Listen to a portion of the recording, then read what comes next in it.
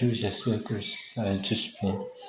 Bienvenue sur ma chaîne YouTube pour la suite du cours de pisciculture intégrée.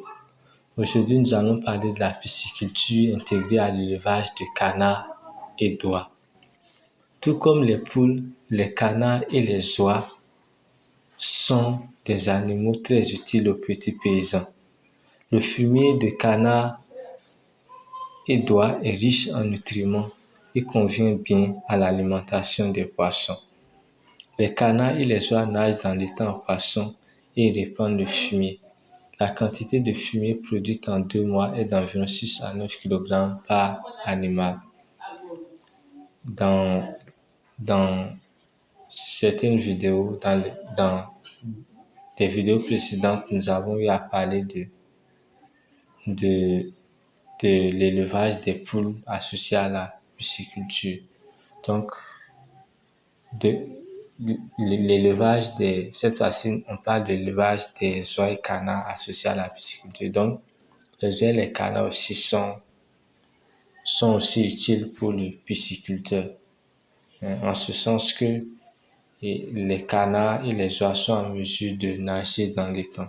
Donc, en nageant dans l'étang, ils vont libérer leurs fientes, leurs excréments dans l'étang. Donc, cela va permettre à l'étang d'être fertilisé.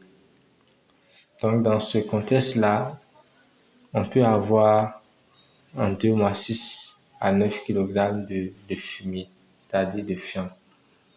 Les canards et les oies se développent rapidement, sont robustes et faciles à élever. Ces animaux mangent des résidus comme des mauvaises herbes, des grenouilles, des larves d'insectes et des escargots qui se trouvent dans l'étang. Il est très bon d'élever des canards et des oies si on dispose de beaucoup d'herbes vertes tendres ou de mauvaises herbes aquatiques. La hyacinthe d'eau coupée en petits morceaux est une bonne nourriture pour les canards. Ces sources de nourriture forment une bonne part de la nourriture des canards et des oies. On a donc moins de compléments alimentaires volumineux comme les céréales. Donc, l'avantage avec les canards et les oies, c'est qu'ils sont robustes et se développent rapidement.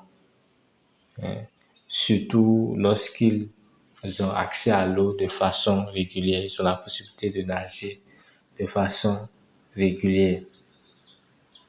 Donc, l'avantage avec ces animaux, c'est qu'ils sont faciles à élever puisque ils se nourrissent des mauvaises herbes, ils se nourrissent des grenouilles, des larves d'insectes, d'escargots. Donc, c'est pas trop compliqué de résoudre le problème de l'alimentation des canards et des oies. Donc, dans certains milieux, il y a beaucoup d'herbes vertes tendres et des fois même de mauvaises herbes aquatiques. Donc, on peut les utiliser pour alimenter les poissons. Par exemple, la hyacinthe d'eau, lorsqu'on la coupe en morceaux, on peut l'utiliser pour l'alimentation des canards. Donc, ce qui fait qu'on a moins besoin de compléments alimentaires avec l'élevage des canards. Donc, au niveau de la figure 28, on nous montre comment couper la hyacinthe d'eau en petits morceaux pour alimenter les canards. Donc, on voit au niveau du premier dessin la hyacinthe d'eau qu'on coupe avec un couteau en petits morceaux.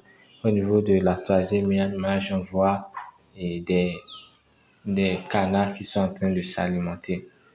Les canards remuent le fond de l'étang en cherchant leur nourriture.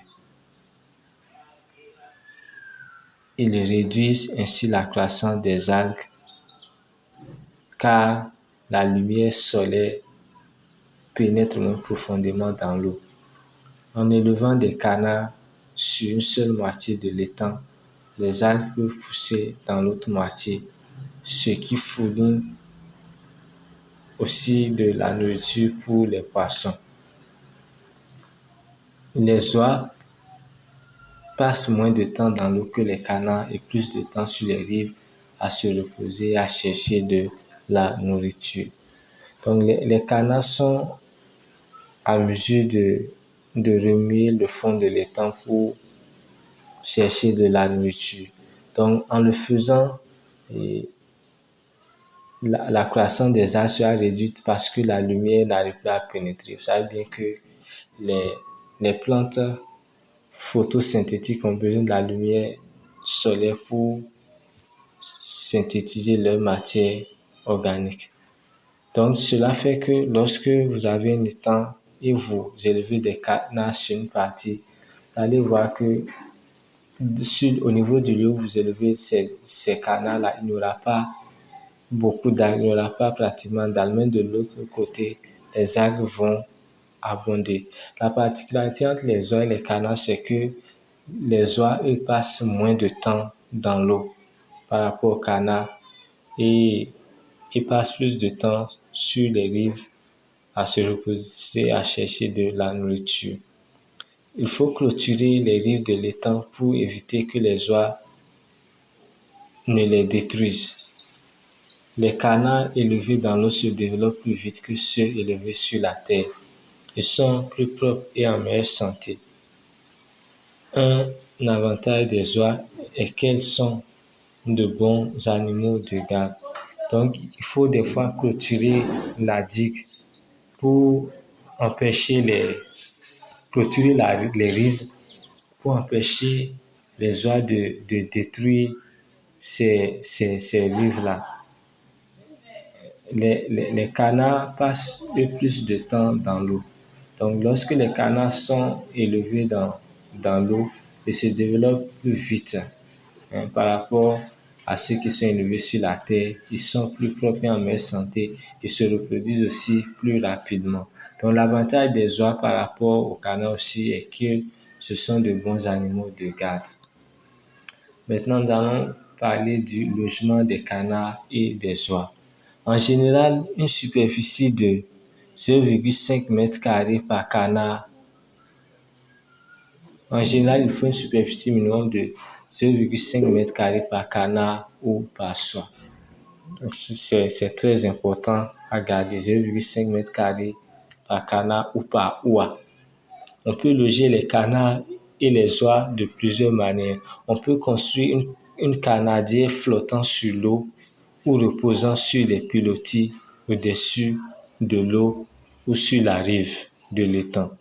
Les canards et les oies ont seulement besoin d'un abri pour se reposer. Une canardière construite au-dessus de l'eau doit avoir un sol à claire-voie ou un grillage pour laisser passer le fumier. Donc, pour faire le logement des canards, il y a deux possibilités qu'on peut envisager. Soit on construit la canardière au niveau de la rive, sur la rive de l'étang, ou soit on la construit carrément au beau milieu de l'étang. On fait la canardière sur pilotis sur l'étang. Mais il faut veiller aussi à laisser un certain espace en bas, c'est-à-dire des petits trucs permettant aux excréments de tomber dans l'étang, fumer de tomber dans l'étang.